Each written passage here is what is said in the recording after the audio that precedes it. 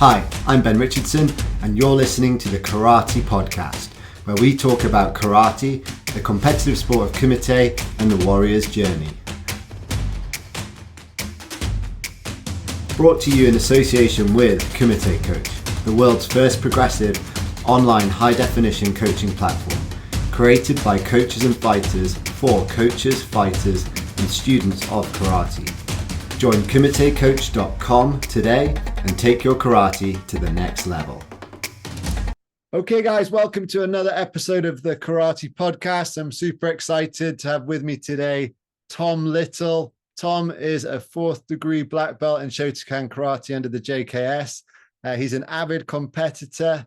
As a junior, he was the KUGB national champion. He's also Shotokan Cup champion. He's been 3 times JKS national champion, the JKS Continental Cup -75 Kumite champion, JKS World bronze medalist and EKF national medalist, as well as being an EKF national team silver medalist and a BKF team gold.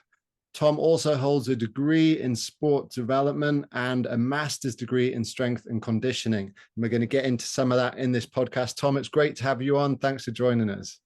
Thank you for having me, Ben. Much appreciated for being asked to come on. Absolute pleasure.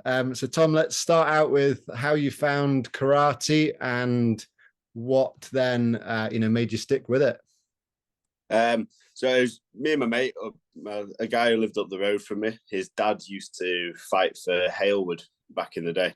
And we used to just mess around. We liked wrestling and all that sort of stuff. And I think his dad was just sick of us messing around in their front room. So I think took us down to the local karate club.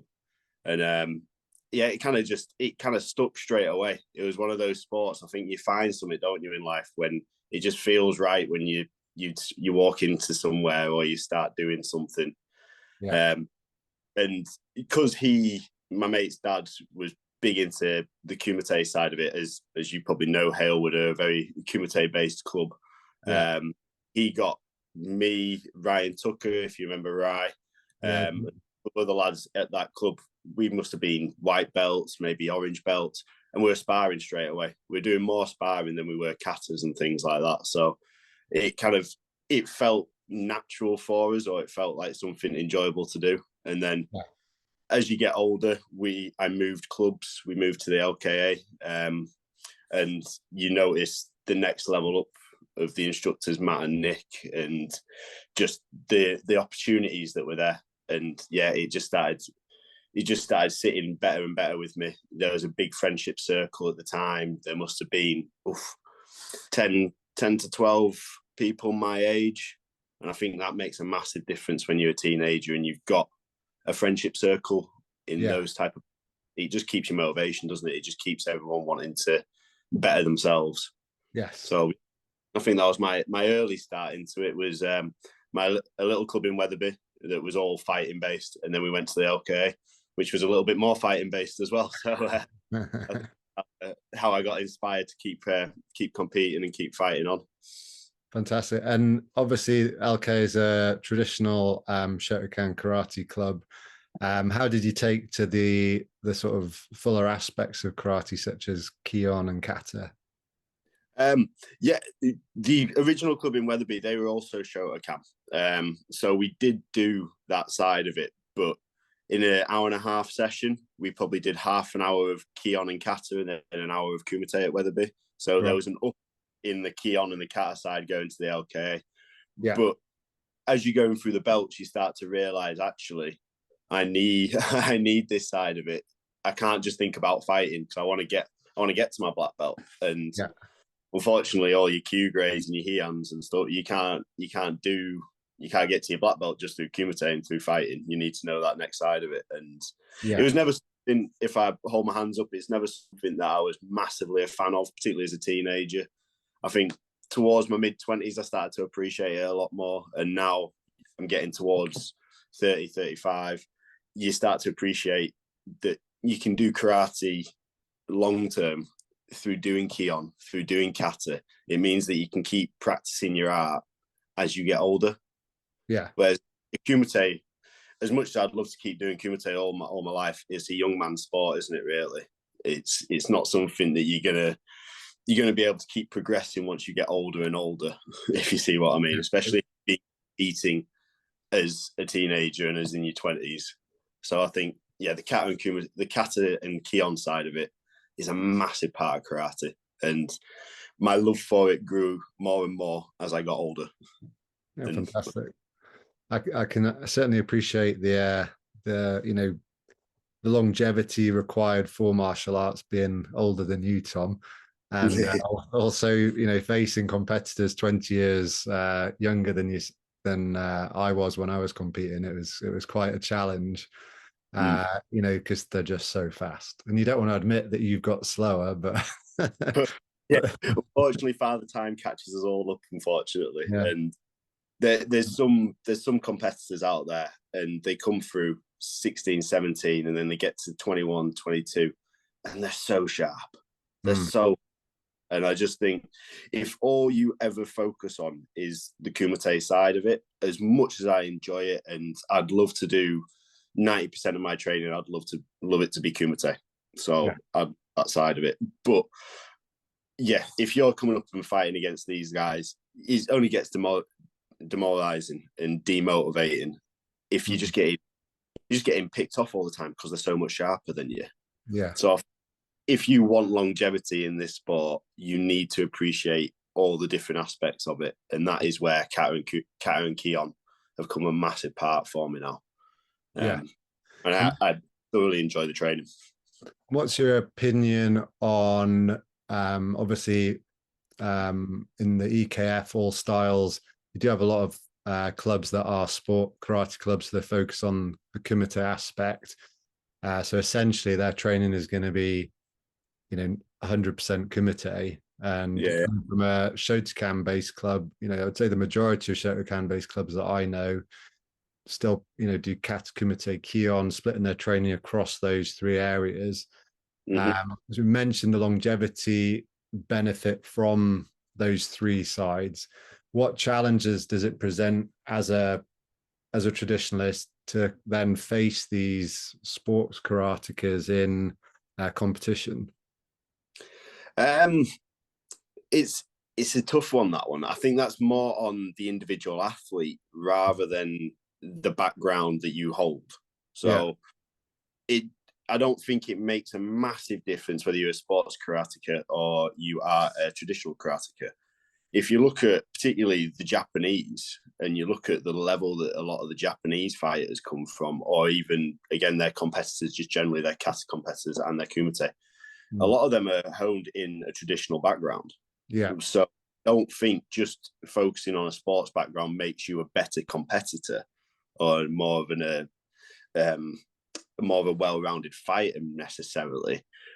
But I do think because you spend at a younger age, particularly if you're in this country and you're doing either sport or traditional, say if it's traditional, you're from a young age, you're doing kion, kata and kumite, and you're splitting it 33% each way throughout the week, you're only getting a third of the time you're spending in kumite. Whereas sports karate clubs, they're doing 100% training. All their time is spending kumite. So you learn, you're seeing things a lot more. We always say it when we've not been sparring for a bit and we go back to doing some sparring, it's amazing how quickly you lose that slight split second reaction. Something hits you and you're like, oh God, I didn't get caught. I didn't used to get caught by that. And it came out of nowhere, sort of thing. Yeah. A week, 2 weeks later of doing a bit of more sparring, you're starting to read stuff a lot more. So I think in a junior competitor's world, to maybe potentially to get the results in this country and then potentially to get the results further afield, having that sport background might just offer you more opportunities to see things in that sort of easy way of saying it, that muscle memory is such a big thing. And I think if you can reinforce that on a regular basis, then you will only start building up that skill set. Whereas a traditionalist, potentially, because we've worked on other things, our gradings have X, Y, and Z that you need to do to get the grading, to do the grading. So therefore, you're going to have to do a bit of time concentrating on that in your week. So you're just not the exposure that a sports karate person's getting. Yeah. You see what I mean? So I don't think there's one way is better than the other in terms of becoming the elite level competitor and the top level fighters and things like that. I just think the exposure that you might get from doing sports karate just means that at junior levels and at earlier competitions, you get more results, or your results come through a bit quicker. Yeah. With the selection panels, that's what they look at sometimes, don't they? Yeah. There's the things they look at, but that is one of the big things. Are they meddling? And yeah, so that's probably where I see the slight difference in it, just the exposure that they get. Yeah, that's interesting. And I'm also interested in your transition from the KGB over to the JKS, and then obviously changing from a Shobu Ippon basis as a fighter, transitioning across to all styles and the WKF system. What was that like, and what benefits do you feel you brought from Shobu Ippon, and what possible disadvantages were there as well? So the switch over initially from KGB to JKS was, in terms of the actual foundation of our training, it didn't change massively because we're both Shotokan and it's a very similar sort of styles. So there was no real difference from that. It was the Shobu Ippon into WKF style that was a massive change for me. Shobu Ippon, for those who listen to this podcast and don't know massively a lot about Shobu Ippon, it's 2 minutes of fighting, but it is 2 half scores or 1 full Ippon. So the fight can be done in 5 seconds. You get kicked in the head off the line, that's the fight over, that's the Ippon. Yeah. It could also be done in 30 seconds, 2 body gyaks, and that's it. Whereas going into WKF and having a 3-minute fight, you've got more time. Yeah. So the fitness levels has to be higher. Shobu Ippon, because you can get away with maybe 1 or 2 techniques winning you a fight, the fitness level isn't necessarily at that top end of the spectrum. Whereas WKF, you fight a 3-minute fight. If you do anything 3 minutes in terms of fighting wise, it's knackering. It's absolutely knackering. And if you're not coming off of a fight feeling tired or having that needing 30 seconds just to catch your breath, then you're probably not fought in the correct way, or you've maybe not in the correct way, but yeah, something's happened in that fight which hasn't been overly challenging for you. But if you're in a top end fight and you're pushing it, 3 minutes is a really hard thing. So I think the main difference for me was the fitness side of things. Sure. And we'd get through a minute and a half the fight, and I'd look over at the time and there'd still be another minute and a half, and I can feel my chest going higher. I can feel all that breathing starting to get worse and worse. And because you're now wearing body shields compared to Shobu Ippon, we didn't used to wear it. When I first started competing, I didn't wear any protection. So it was gum shields and a box.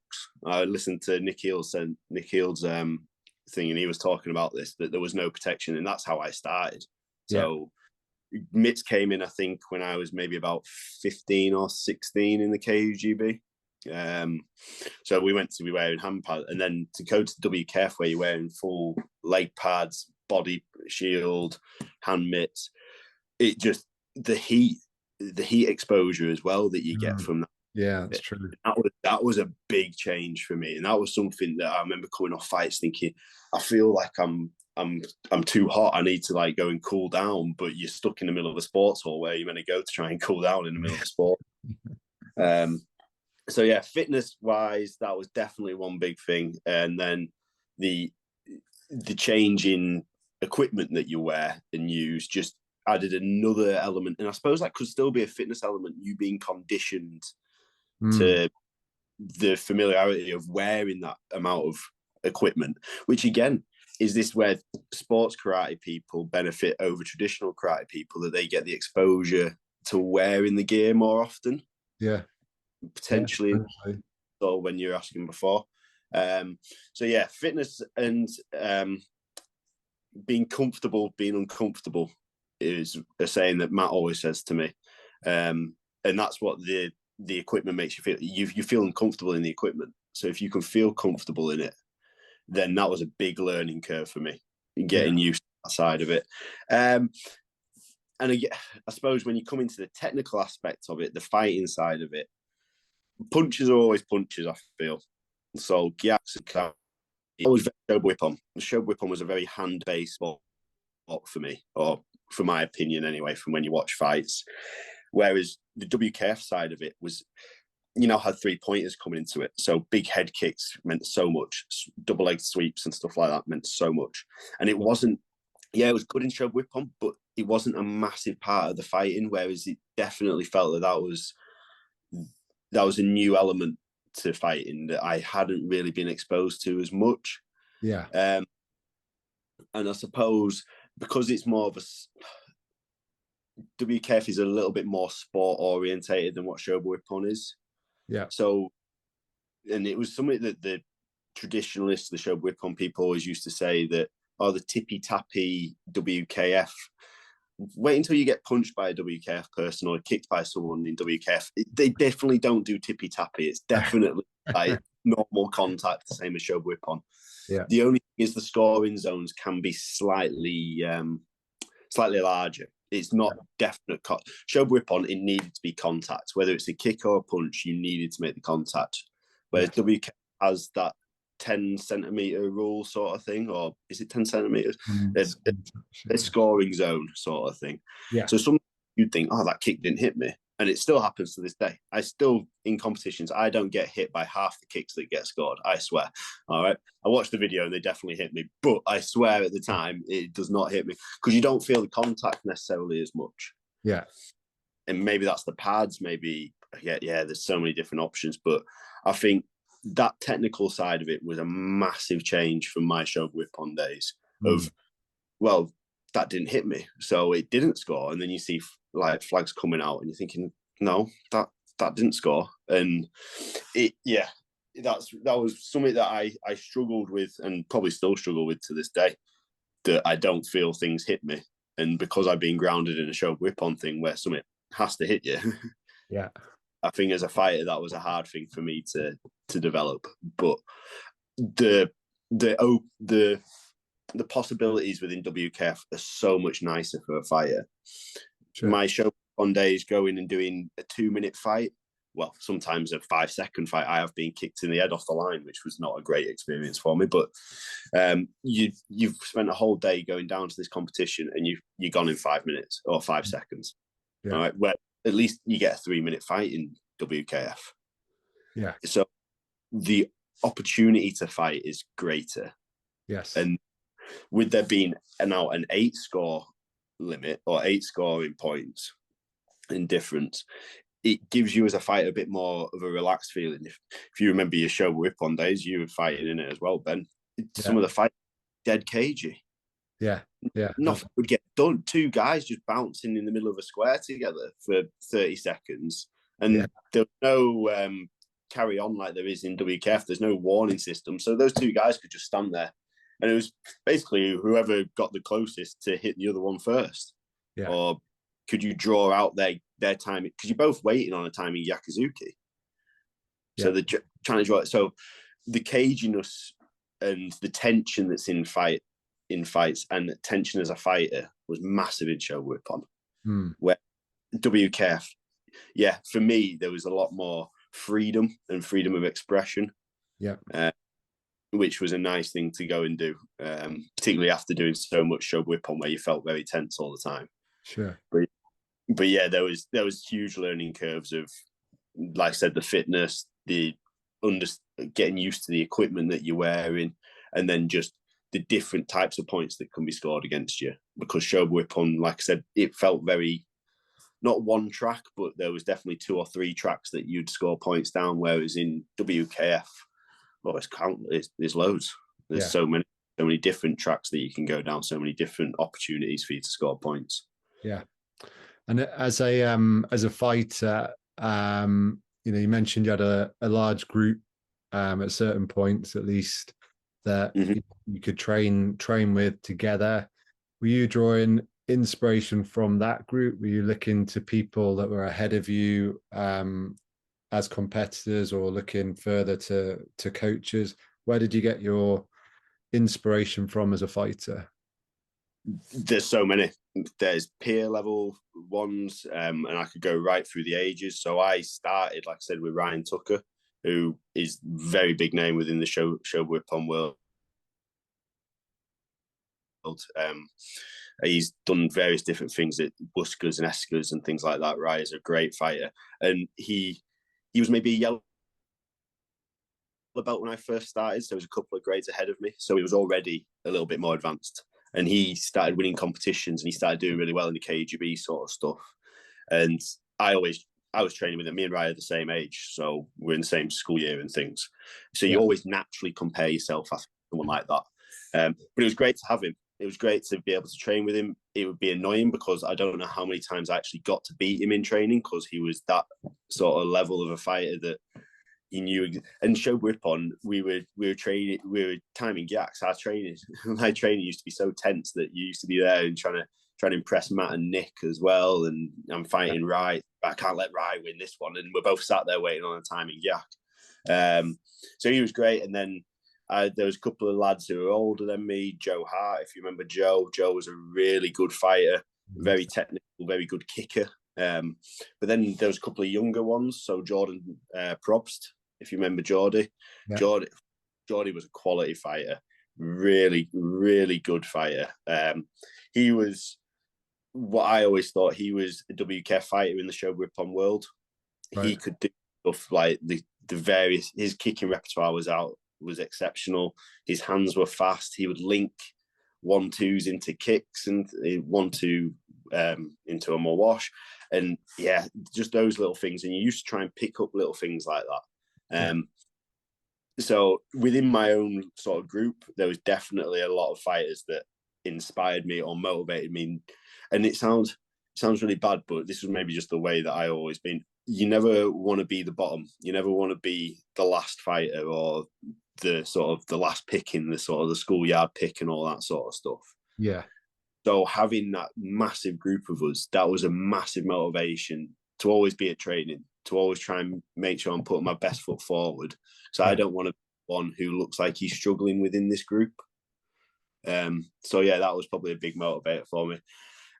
We had Matt and Nick are my senseis. I'm very lucky that, God, they've been my sensei since I was 11 or 12 years old or something. So nearly 20 years plus for both of them.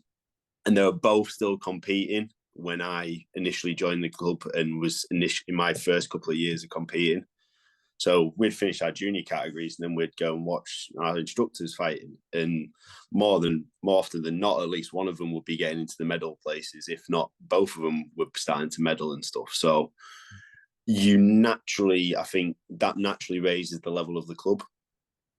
Because did you ever come to our Monday night sessions in Boston Spa? Did you come? Used to drive up from Oxford, yeah. Oh, you did, yeah. I had a recollection that you did. And Matt and Nick were both still training, and particularly Nick was sort of maybe a bit more going towards retirement sort of time, but Matt was definitely, he had a good 5-6 years on those Monday nights when he was still competing, and they were just his own training sessions. He had that sort of, where I was saying I didn't want to be the bottom of the group. He knew where his place was. He had to be the top of the group, so he wouldn't even give anybody a sniff at anything. The second we'd do, and you'd remember, and we'd do groups of 3, 1 to ref, 2 to fight sort of thing. Yeah. Matt would have any grace in that sort of situation. We'd do team fighting. Matt would not let that, if you came up against him in the team, because it would be random selection of team, unless he chose to pick himself against Nick, because Matt often ranged the team, so he would line up against Nick. But if there was the ones when he didn't fight Nick, he wasn't giving you a moment to, oh, this is Tom, he's only 14, he's a brown belt, I'll go easy on him. No, he'd punch me straight in the face. Yeah, sounds like that. Yeah, exactly. And that's just the way that I've always had it, that my instructors set the bar, and then us as a collective and a group of students, we'd try and match that bar, and we'd try and keep the levels always going up. And then, as you do, you start, and I heard Nick talking about, you go to the Red Triangle in Liverpool for KGB squad, and you start seeing a couple of these lads fighting. So my first ever squad there was still Anthony Duffy and Chris Cray as juniors on the squad. And Frank, everyone was sat down at the back. It was selections, and those two had to come on first to fight, and they just set the mood in terms of how it was going to be. I think they only fought for 30 seconds, but the clashes that they had, and again, this was no mitts. So you're hearing the smack against each other and you're thinking, oh my God, what have I just turned up to here? Like, first time in Liverpool, Liverpool's got all the various different stereotypes about it. And these two Scouse lads are coming up against each other, absolutely knocking each other.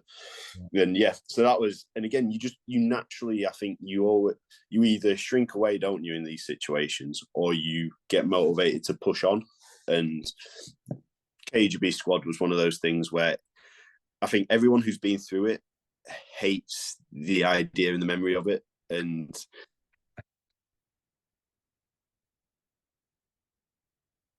Liverpool the other week, and we're driving in, and like you kind of like you have these memories of going down certain roads into Liverpool, and it's like, oh God, we're going to squad, and this is going to be a bit of a scary moment. And then come out of Liverpool, we went the same way, and we're like, oh, relief. And we all just like sort of, you go under a bridge and like, this was the bridge that we all thought, yes, squad's over. Yeah. And I think those environments, they make you either grow and you learn how to cope with that.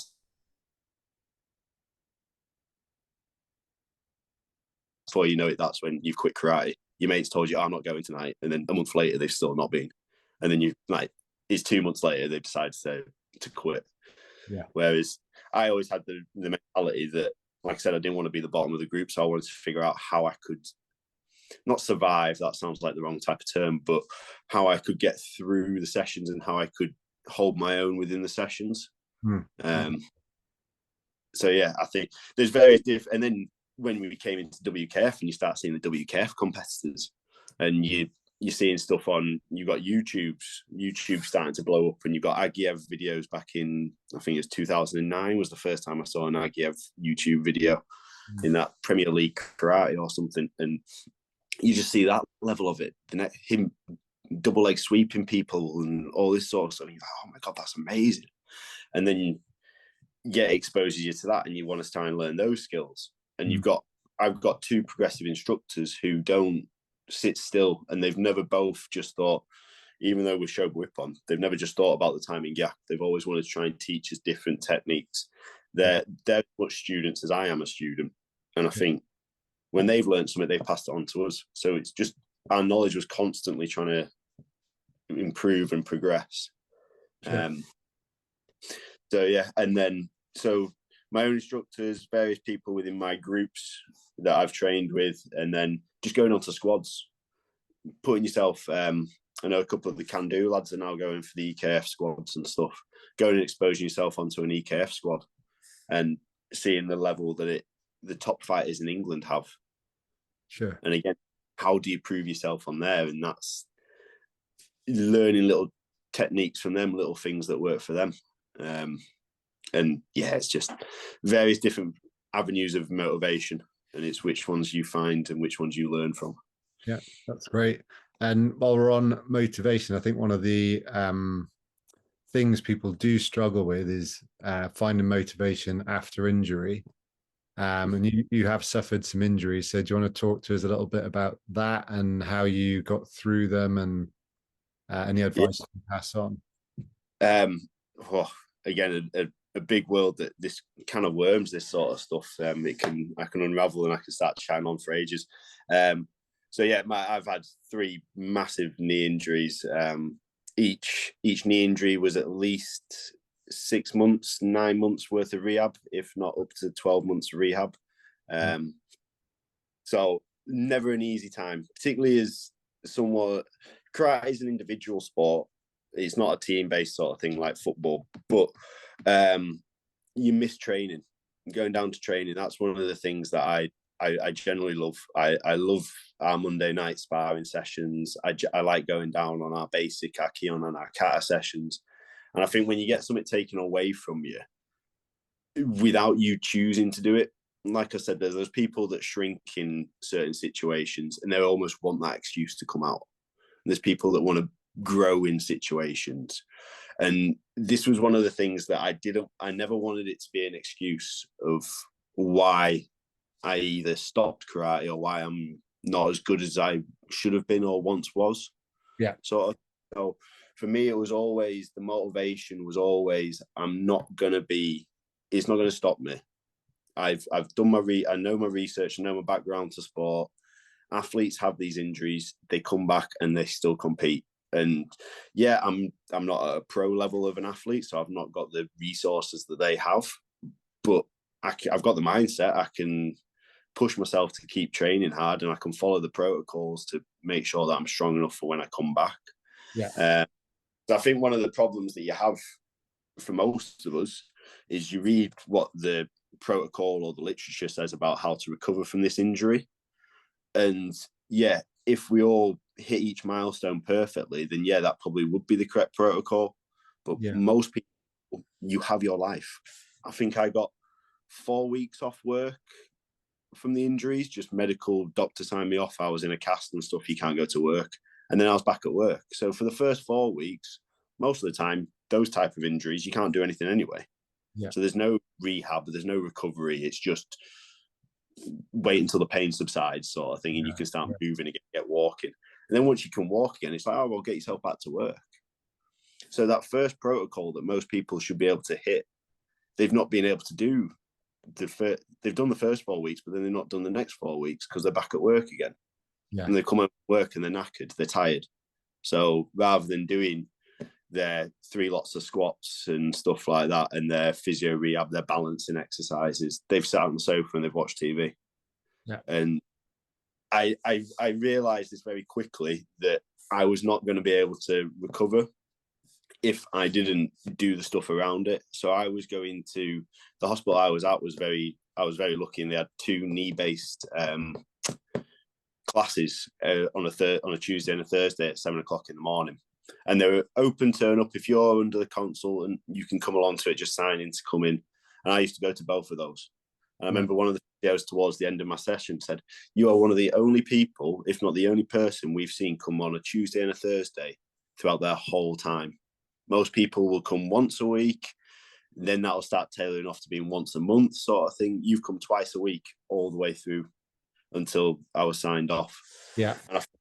So laying the foundations during your rehab and not neglecting the rehab just because you're not now competing, you're not going and doing your sport, you're not doing the fun stuff. I'm not able to punch someone in the face. I'm not able to kick someone. I can't do a kata just if I want to do one. I'm doing more of your. I really enjoy it, so I don't want to call it boring, but the stuff that most people find tedious, doing leg presses, doing leg extensions, hamstring curls, doing these type of things, and getting a bit bored because it's not the same sort of progressions all the time that you see yourself, particularly in a rehab setting. I don't know if you've had big injuries like that sort of stuff, but it's never a straight line. It's always 2 steps forward, 1 step back. There might be a left turn, there might be a right turn, a loop the loop sort of thing. It's never a straight linear progress. And I think that can sometimes demoralize people during their rehab. Yeah. Because they get to a stage and think, oh, I should be able to do this now. And then for whatever reason, 2 weeks later, they're struggling on something again. And I think that breaks a lot of people. Whereas maybe for me, and one of my big motivators was that I didn't want to make it the excuse. Yeah. And the karate, particularly again, the Shobu Ippon or the traditional side of karate, and doing Kion, doing repetitions of things, repetition, you can get familiar with it. So, and you can become, you can sort of almost switch your mind off to do the repetitions. Yeah. Makes sense. So it's not as sort of heavy on you as a person. Yeah. And I think karate helped me in the rehab because it gave me that mindset of I can keep doing these reps, I can keep going. But then the karate also helped me as that was the motivator to keep me going because I wanted to come back to karate. Sure. And I didn't want the injury to ever be my excuse. Sure. And was that did that get harder with each injury, or was it just once you'd cracked that process, was it just apply the method and reach Yeah, the... without sort of sounding blasé about it, it was kind of an apply the method. The first injury, I think that was, it sounds wrong to say, but fun, because it was my first big injury like this. And it was the first time I could really realize where I was going wrong. And it gave me these sort of things to focus on. And it gave me a lot of, and that's where I ended up deciding, right, I want to become a fitness instructor, because it gave me that drive.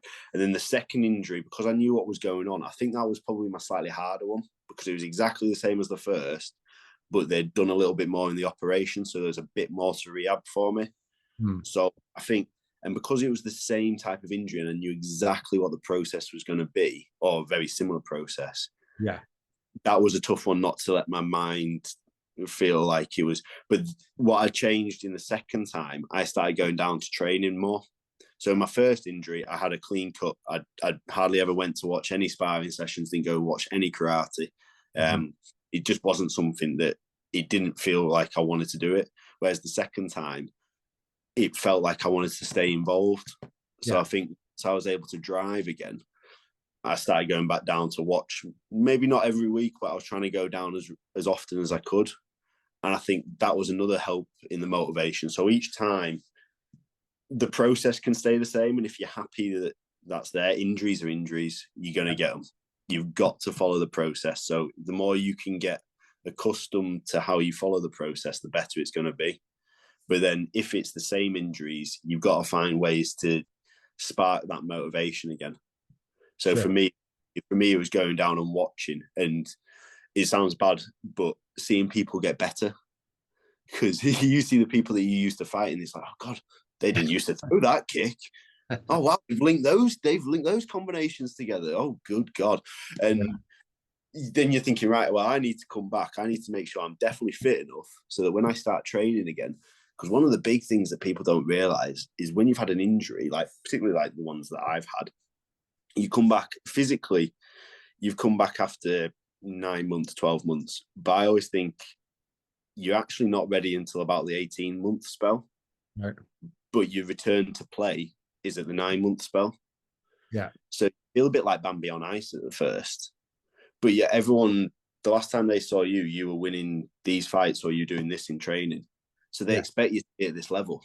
Whereas you're probably dropped down quite a bit because you've not had the time. Yeah. Like training. So yeah, I think if you can get the foundations and you can be physically fit enough, that can almost help mask a little bit of your technical losses.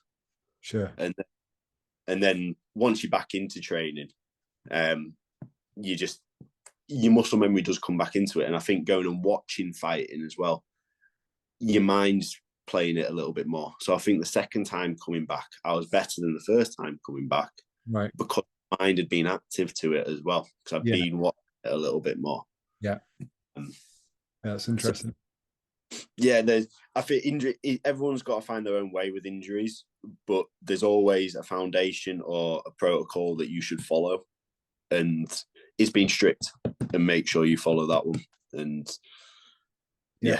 how did your progression into ultimately a master's degree in strength and conditioning occur? Was that fitness instructor was the first stage, or was that part of the process?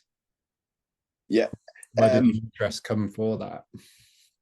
A few different ways the interest came. So fitness became something through I've always been involved in sport and always been involved in fitness. So I always thought that was where I was going to go in life. Yeah. The first injury, that's where I realized I actually enjoyed the physical training side of things.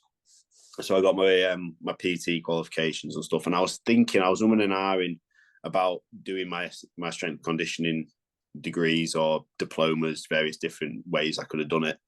And then I got my second injury. And I was like, right, I'm going to be out for 9 to 12 months now. I want to keep active in a way.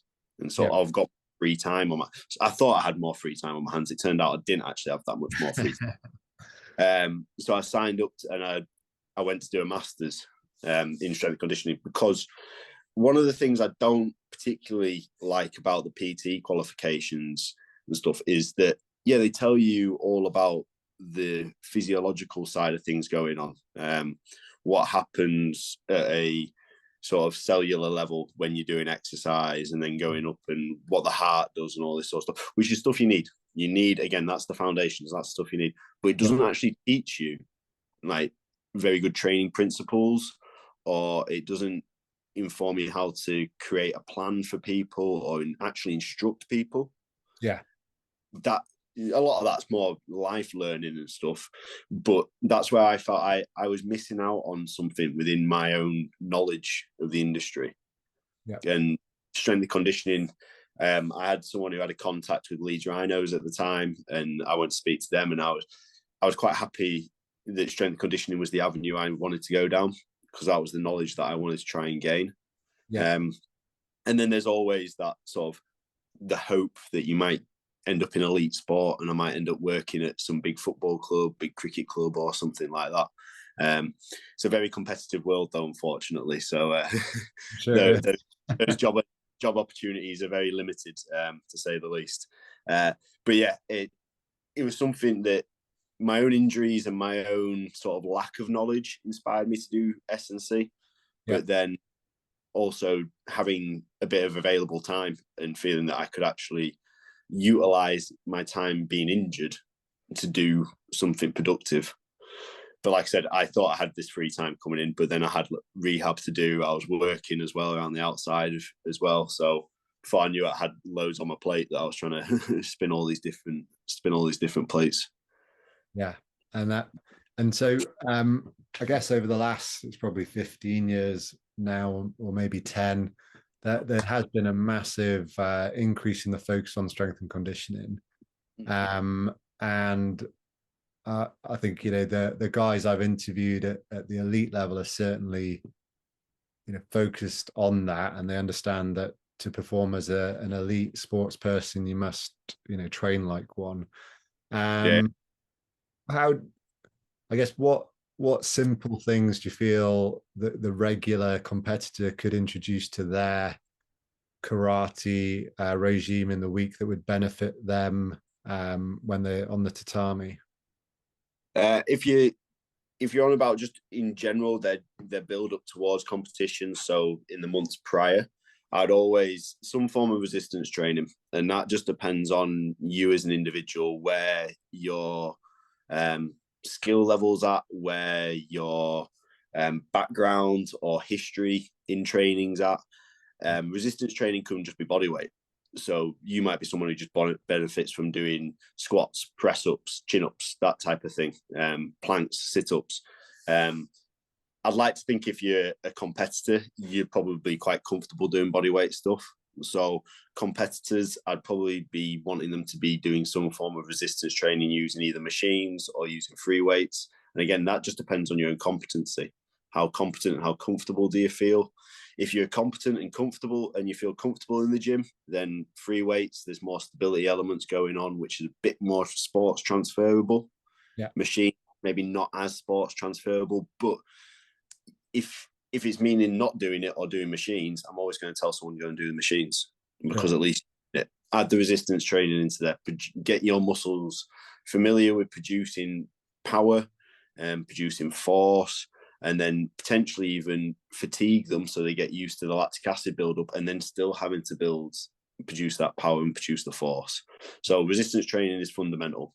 And I'd say most people, if you're training karate as well in the same week, you'd probably be able to get away with just doing 2 sessions of resistance a week, in my own personal opinion. If you can get 3 or 4 in, awesome, even better.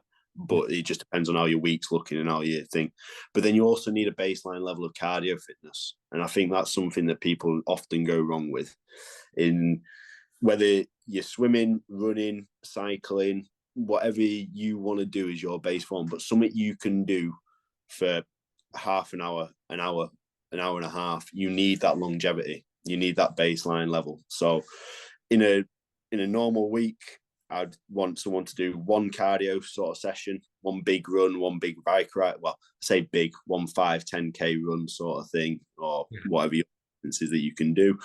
2 strength training sessions, and then it depends on your own sort of availability, but I'd want at least 3 karate sessions in that week as well. Yeah. And I have no problem with sessions being doubled up on the same day. So you might do your cardio in the morning, you might go to karate in the evening. That is not a problem as well for me. But I think it's something that is fundamental, particularly if you want to reach the elite. Well, I say reach the elite level. For the younger ones, yes, something that's fundamental. You need to start in as soon as you can. I dispel the myths that age-related weight training creates massive problems for people. It does not. The problem that creates is bad technique. Yeah. And what happens at a junior age is that you want to look better than people, so you put too much weight on, that changes your technique, and that's where problems come on from it. But if you get trained correctly, then any age can start weightlifting or resistance training. And yeah, I think that's fundamental. That's something that everyone should be doing. But that's the juniors. They should definitely be doing it. But even our older people, just your karateka who come to train them. Yeah. Right, your 56-year-old person down at the far end of the room that's just coming along just to do a bit of fitness sort of stuff. They should still be doing 1 or 2 sessions at least a week of some form of resistance training. Yeah, I agree. That'll help them get through their karate, and that'll help them enjoy their karate more. Yeah. I'm sure you had it, people at your clubs before, where they come down to karate and that's all that they do sort of thing, and they get in later on in life, they complain that their hips are hurting, they complain that their knees are aching and things like that. The oldest people that I know that do karate, most of them do some form of resistance training. Yeah. Look at head of our JKS association, Kagawa. Kagawa still does a lot of resistance sort of style stuff, and maybe he's not doing bench presses, maybe he's not doing barbell squats, but you can guarantee he's still doing something. And the way he kicks, the way he moves at his age, I hope I'm half as decent as that by his age. You know what I mean? And that's purely because he does things regularly and on a regular basis. Yes. So if you don't do strength and conditioning regularly, then you will have pitfalls, or you will have weakness in your chain, if that makes sense. And what do you think about the recovery aspect of competition or training, the involvement of stretching, massage, anything like that? Are there particular things that you've done or do or advise people to do to help them recover post-competition or tough training sessions? Probably one of the most neglected things, recovery. And I know I have a theory that this is where one of my injuries definitely stemmed from, that I wasn't doing enough recovery. I was trying to train too hard. I was trying to push it both ways, trying to do too much, and not getting enough sleep. I think sleep is the main thing in recovery. Right. People talk, this is from my own personal opinion. Yeah. That's great. People talk about stretching, talk about nutrition, and then doing sort of yoga classes and stuff. I have, all of that sort of stuff. Mobility, exercise, mobility and sleep are probably my 2 main things that you need to be doing, but sleep more so. And I, just from my own experience, I know I was really struggling at one point. Just like I said, living in a house with my mates, we were playing Xbox till late and drinking and stuff. So it was just, we were pushing the bar that way, and then I was getting up early to go train and stuff in the morning and stuff, and my hours of sleep wasn't enough. So you're not getting enough deep sleep, and that's where your body recovers. Your deep, your short wave sleep, that's where your body recovers. And if you don't get a long enough time to sleep, your body can't go through these cycles or your sleep cycles that it wants. And therefore you don't get enough time in deep sleep where your muscles regenerate and your cells repair themselves and things. And then you got REM sleep that you want to get into there, your rapid eye movement sleep, and that's where your memories process, and that's where you process things. And that could be where you learn something. Maybe you've done loads of really hard training and it was a really technical training session, and you may have got it, but you may have slightly been maybe in sleep for whatever reason. That now comes into it, and next time you go training, it's improved and you notice it, and is that all from your sleeping pattern? And that's where I think recovery, 6 hours, you're close to the edge if you're getting 6 hours of sleep. You want to be 7 to 8 hours. I personally, for me anyway, 7 to 8 is my best. That's where I'm in my best realm. 6 you can get away with, but not for long. And if you're getting less than 6, then you're on a hiding for nothing, basically, in my person. And then nature of life, we want to be mobile. I think the problem with, in my personal opinion, the problem with 21st century life is we spend far too much time sat down. We're not up and about. We're not active enough. So joints get stiff. We're all forward with stiff shoulders, everything forward, bad postures, bad backs, tight hips and things like that. If you can do some form of mobility, whether you want to stretch, as in just your stretching, again, this is where it depends on the individual, and it depends on a few different factors of that individual, your age, your training history, maybe injuries as well, injury history and stuff like that, and your goals, what you actually want to do, what type of stretching or what type of mobility is best for you. Some people will be good with static stretching. Some people will want a yoga sort of style stretching where it's a bit more of a flowy movement sort of style to it. Some people want an actual massage. That might be the best thing. Get some guy deep pummeling in terms of getting into that muscle, get really deep into the tissue. You might do it yourself with a foam roller or one of those massage guns that you've got nowadays. It makes no difference to me personally, but you should be doing something ideally every day. It could just be 10 minutes. 10 minutes. I do a yoga, Adrian on YouTube. Sorry if you can't say anything, blank that part out there. But yeah, she does 10-minute little YouTube things, and I just think they're great. You go through them, you do a bit of movement, and that's because I've always responded really well to movement. The static stretching and stuff is never felt great for me. I've never felt my mobility's improved from static stretching. I've always felt better from moving through stuff. So that's where a yoga-based sort of style for me, or Pilates-based style, is what I prefer. So you get sleep and some form of stretching in there. Generally, I think you're going to recover pretty well, and you should be okay to go for the next day. And then just food-wise, eating-wise, it does make a difference. Calories in, calories out is important. So this is where, as you're younger, you can kind of get away with a little bit more of a relaxed diet. But if you can eat reduced processed stuff. So if you're eating the things that are most natural, or the closest form to its natural, actual sort of how it should state, natural state, then you're getting all the benefits, all the good key nutrients from that food. So not one diet is the best diet for me in that realm.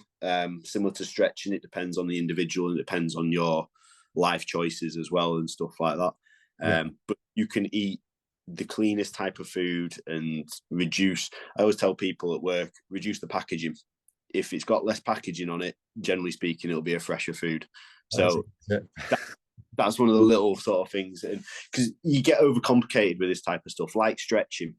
The food world and the stretching world can get very, who's the latest fad? What's the latest thing that's getting thrown onto your socials and stuff like that? And before you know it, you're never actually doing one or the other, because you're in this weird realm of kind of doing one of the couple of days of this, couple of days of that, whereas consistency is key. So if you can stick to a nice stretching thing that works for you, find food that you enjoy that isn't processed, and get your sleep. That is my big one on recovery. Get your sleep. Aim for 7 hours, and then see how you're feeling from there. Great advice. Thank you very much. Tom, just one more question before we go. What are your goals for the 2023? What's the main karate goal for you? Main karate goal? Compete well. Compete with a smile on my face. Try not shout at refs, because that often happens with me as well. Try and compete with a smile on my face. Because sometimes, particularly during my younger years, or I've come back from injuries, and maybe people didn't expect me to do as well when I come back from injuries. I felt pressure starting to apply to myself, like whether I put it on me or the people have put it on me. And competitions can be a horrible place. Particularly, I love them, and I'd encourage everyone to compete. But there is definitely demons in competitions.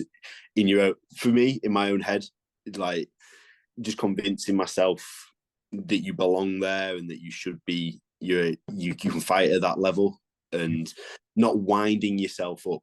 And often you might have seen me in the past just not look the same in a competition as I do in training, because the demons have got to you too much. So yeah, my big goal in 2023 is to compete with a smile on my face, enjoy my competitions, which is something I'd bought in last year, and I enjoyed, and probably had one of my more successful years last year.